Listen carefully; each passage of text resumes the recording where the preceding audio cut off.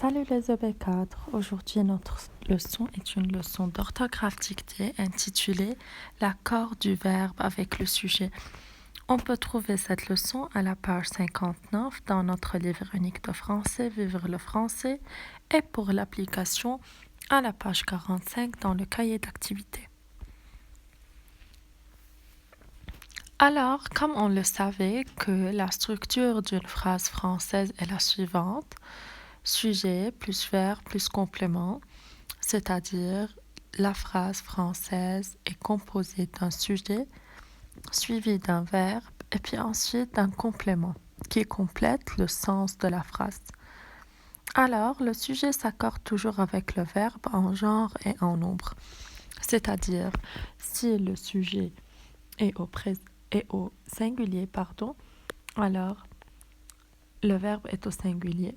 Si le sujet est au pluriel, alors le verbe est au pluriel. Maintenant, comment peut-on savoir où est-il le sujet d'un verbe? Alors, c'est un petit rappel. Toujours, on demande la question qui est-ce qui fait l'action? C'est-à-dire, prenons les phrases suivantes. La cigale chante. Alors, je demande la question qui est-ce qui chante? Alors, c'est la cigale. Alors, la cigale est le sujet du verbe chante.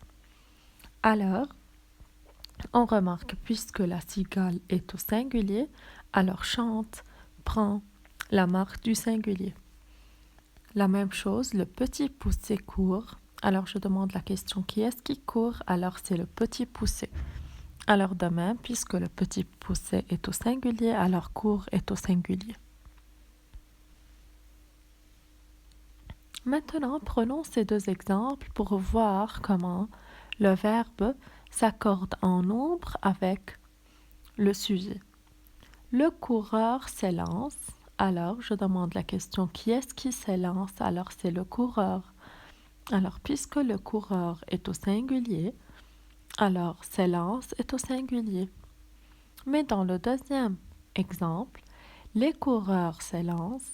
Alors, on remarque que les coureurs, c'est au pluriel. Le S marque le pluriel. Alors, de même, s'élance prend ENT à la fin, alors c'est la marque du pluriel au niveau des verbes. Maintenant, il faut faire attention, quelques remarques à ne pas confondre concernant l'accord du sujet avec le verbe. Le verbe, comme on a déjà dit, s'accorde en nombre et en personne avec son sujet. Alors, soit le sujet est exprimé ou bien sous-entendu, c'est-à-dire effacé, il faut faire attention que le verbe s'accorde avec son sujet. Alors, prenons l'exemple suivant. Les voitures avancent, foncent, roulent vers le front. Alors, je demande la question, qui est-ce qui s'avance? Alors, ce sont les voitures. Alors, les voitures est le sujet du verbe avancer. Alors, on remarque, puisque les voitures est au pluriel, il y a un S à la fin pour marquer le pluriel. Alors, avance prend ENT pour marquer le pluriel. Dans les deux autres verbes, verbe foncer et verbe rouler, je demande la question qui est-ce qui fonce et qui est-ce qui roule. Alors, c'est le même sujet, ce sont les voitures. Alors, de même, puisque les voitures est au pluriel, alors fonce et roule prend la marque du pluriel, alors se termine par ENT. Alors, on dit que le sujet dans fonce et roule est sous-entendu ou bien effacé. Ou bien on peut dire que pour un même sujet qui est les voitures, on a plusieurs verbes. Maintenant, il existe une deuxième partie, là où pour un seul verbe, on a plusieurs sujets. Alors, le verbe se met au pluriel puisqu'on a plusieurs sujets qui accomplissent cette action. Exemple, le cheval et la jument galopent vers le bois. Alors, c'est le cheval qui galope et la jument qui galope. Alors, on a deux animaux. Alors, galope est au pluriel puisque le cheval et la jument et sont remplacés par il avec S. Alors, galope prend ENT puisque c'est au pluriel. Il faut faire attention à une toute petite remarque que le verbe ne marque pas le genre, c'est-à-dire si c'est féminin ou bien masculin, sauf le participe passé indique le genre. D'accord? C'est-à-dire dans les temps composés, c'est-à-dire au passé composé, au plus que parfait, alors on voit que le participe passé s'accorde en genre et en nombre avec le verbe. Mais le verbe simple, alors, s'accorde seulement en nombre avec le sujet, c'est-à-dire seulement il ou elle. Maintenant, il faut faire attention que, de même, le verbe s'accorde en genre et en nombre avec le sujet, et il faut faire attention au pronom avec lequel le verbe s'accorde. C'est-à-dire, lorsqu'on dit « c'est moi, Nathalie, qui suis responsable », alors Nathalie, ça remplace moi. Alors, verbe être là, verbe être qui est suis, s'accorde avec moi, c'est-à-dire avec je, et non pas avec Nathalie.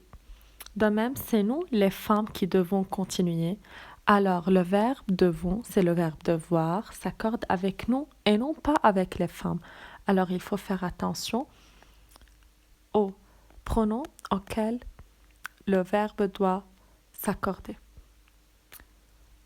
Deuxièmement, par exemple, je vous l'aurais souvent répété. Alors, qui est-ce qui répète souvent? C'est moi, c'est le je. Alors, je vous l'aurais souvent répété, le verbe s'accorde avec je et non pas avec vous.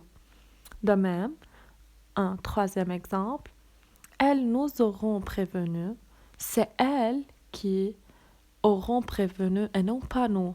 Alors, le verbe s'accorde avec elles. Et il faut faire attention lorsqu'on a inversion du sujet, c'est dans les cas où il y a des questions.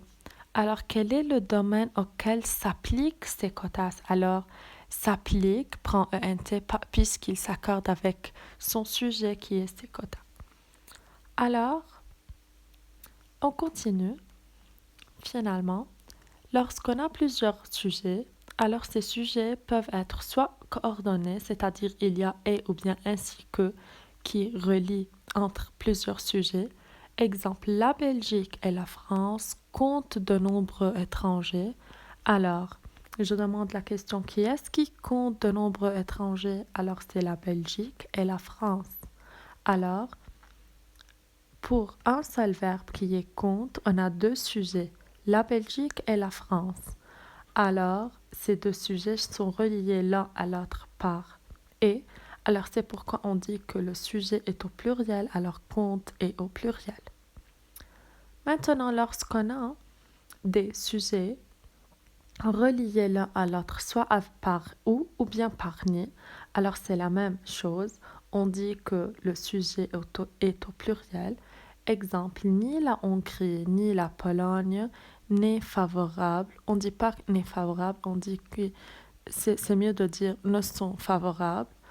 Ou bien le président ou le premier ministre prendra la décision. Alors, finalement, lorsqu'on a plusieurs pronoms, c'est-à-dire lorsque je veux parler de toi et de moi, alors on utilise nous. Exemple, toi et moi sommes candidats au départ. Ou bien, il et je, alors ça devient de même nom. Exemple, Lucien et moi voulons partir. Alors, on remarque comment le verbe être et le verbe vouloir ont pris l'accord comme si on les conjugue avec le pronom nous. Et finalement, avec il plus toi, ça nous donne vous. Exemple, ta femme et toi, vous sentez attirés. Alors, santé s'accorde avec vous parce que c'est ta femme et toi. Et finalement, lorsqu'on a le pronom relatif qui, alors le verbe ayant pour sujet un pronom relatif s'accorde en genre et en nombre avec l'antécédent de ce pronom, c'est-à-dire le nom à qui il renvoie. Exemple, les hommes qui parlent. Alors, puisque qui, ça renvoie aux hommes, alors parle appris au NT, puisque les hommes est au pluriel. Alors, pour récapituler un peu, le sujet, pour le trouver, on pose la question qui est-ce qui fait le verbe ou bien qui est-ce qui fait l'action. Exemple, Fabien mange des crêpes. Alors, je demande la question qui est-ce qui mange? Alors, c'est Fabien qui mange. Alors, Fabien est le sujet. C'est pourquoi, puisqu'il est au singulier, alors mange est au singulier. Alors, son rôle est de donner sa terminaison au verbe. Alors, Fabien, c'est-à-dire il, prépare des crêpes. Alors, Fabien est au singulier, alors prépare est au singulier. Si on a Fabien et ses amis, c'est-à-dire peuvent être remplacés par il avec s, alors prépare prend la marque du pluriel, alors ent. Prépare des crêpes. Maintenant, le sujet peut être placé ou bien avant le verbe, exemple Fabien prépare des crêpes, ou bien après le verbe, exemple dans l'arbre chantent les oiseaux.